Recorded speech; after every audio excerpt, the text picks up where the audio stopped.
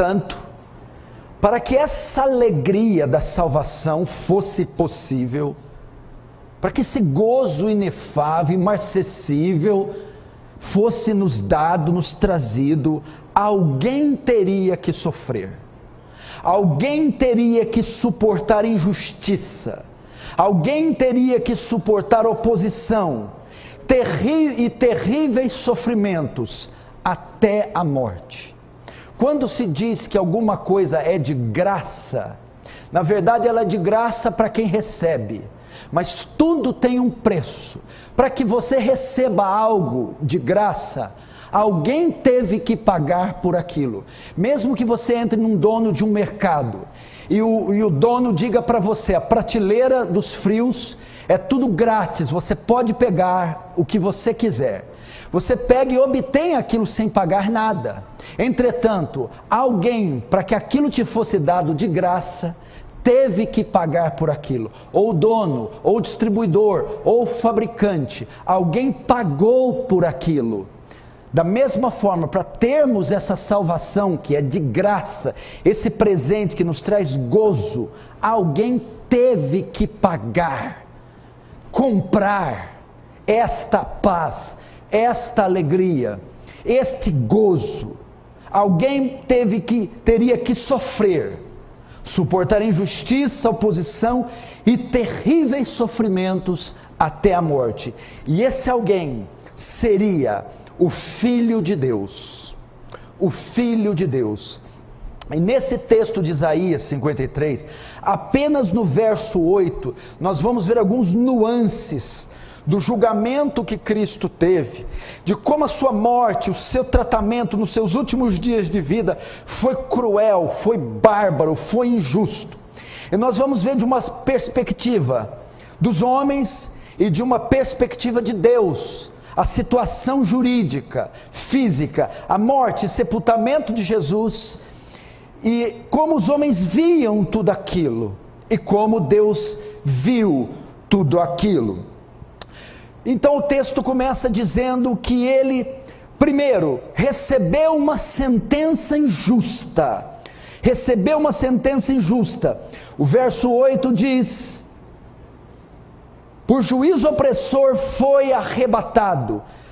Você percebe que o texto está escrito numa linguagem dificílima. Isso é para dar emprego a nós pastores e teólogos, mas na verdade é apenas a linguagem, o vocabulário que é difícil.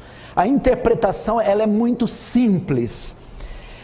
Isso quer dizer que Cristo recebeu uma sentença injusta, foi tratado injustamente pelas autoridades, do começo ao fim da sua vida, pois nada havia feito que o condenasse.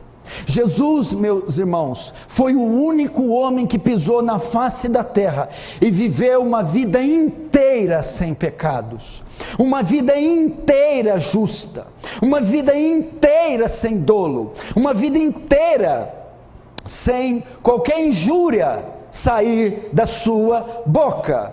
E o texto de Isaías remete para isso.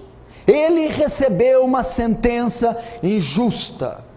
Um dos evangelhos diz que ele foi condenado, foi julgado, sentenciado sem causa. Ele recebeu isso.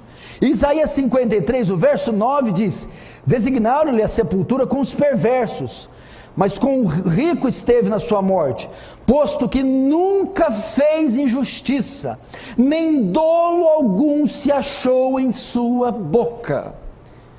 Jesus teve o julgamento mais injusto da face da terra. Foi o maior inocente de todos os tempos a receber uma sentença injusta e ser condenado. A Bíblia diz que quando Jesus é entregue aos romanos, pelas autoridades judaicas, ele é levado para ser julgado diante de Pilatos. E o tribunal que ele é julgado, no grego chama Beimá. Ele é colocado ali. Ele está todo ali rasgado, flagelado, e Pilatos vai julgar aquele homem. E ele é levado para ser julgado pelas autoridades, das autoridades judaicas, às autoridades romanas. E o próprio Pilatos, em João 19, diz: eu não acho dolo algum nesse homem, eu não acho maldade alguma neste homem. Assim é a história da cruz, meu irmão. O justo, para nós sermos salvos, o justo teve que pagar pelo injusto, o inocente pelo culpado. Essa história facilmente é desdobrada, vista com riqueza de detalhes, quando eles soltam um prisioneiro, porque naqueles dias era dado ao homem o direito da liberdade de um condenado, e colocam os dois para serem votados, quem deles eles queriam a absolvição: Jesus o justo ou Barrabás o injusto? Jesus Barrabás o condenado ou Jesus o inocente? E o que acontece? A multidão pede Barrabás, para que o injusto fosse solto, para que o condenado fosse solto. O justo teria que ser condenado, o inocente teria que ser tratado como culpado. Foi assim que aconteceu com Jesus. A ideia à vista era que ele estava sendo injustiçado nesse tribunal. A segunda declaração que o texto aponta é que Jesus morreu uma morte precoce, quando o texto diz: foi arrebatado por juízo opressor, foi arrebatado. Ou na tradução NVT, foi levado embora. Em outras traduções também diz que ele foi cortado da terra. A ideia é o quê? Jesus, meu irmão, a sua trajetória na terra foi rápida, foi muito breve. Ele viveu apenas 33 anos e morreu precocemente, de forma cruel e bárbara, sendo cortado da terra dos viventes. A Bíblia diz que quando ele foi pregado na cruz, no alto do madeiro, ele vai dizer: está consumado, e tendo dito isto, expirou. Jesus morre. O sentenciado pelo Império Romano, ou condenado à morte, uma das maneiras de matar era a crucificação ou crucifixão. Jesus foi sentenciado à morte mais cruel daquela época e até nos dias de hoje. A das mortes mais bárbaras, onde o condenado era obrigado a carregar parte da cruz, o patíbulo, até um monte fora da cidade chamado Gólgota.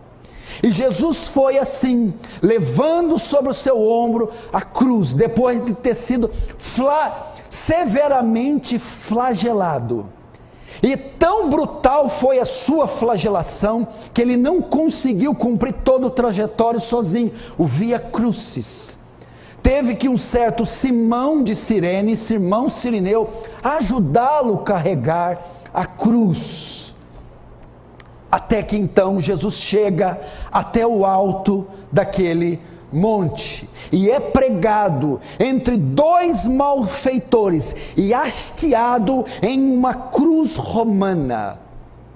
Ele foi cortado, mataram o Senhor da vida, mataram o pão da vida, mataram a água da vida, mataram o príncipe da paz, mataram o Senhor da glória, mataram após um julgamento injusto, após uma sentença cruel. Esse julgamento, por exemplo, o Sinédrio se reúne à noite, e não estavam com todos os membros, porque não havia provas legítimas para acusarem Jesus, de modo que tiveram que subornar testemunhas falsas, porque não acharam dolo na sua boca. E após essa sentença, esse julgamento injusto, a sentença vem na forma mais cruel. E para o judeu, isso tinha uma conotação muito mais severa. Porque em Gálatas ou em Deuteronômio diz que maldito é aquele que for pendurado no madeiro, não deixará o cadáver, o corpo pendurado no madeiro, não hasteará no madeiro.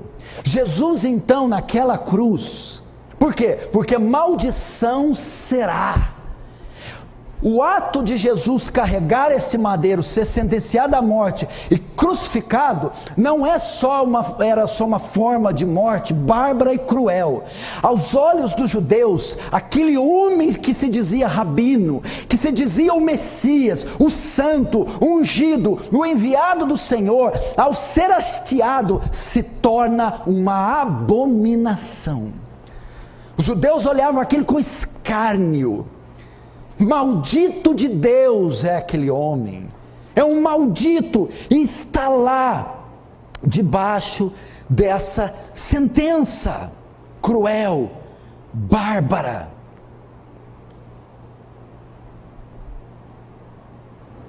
E isso tudo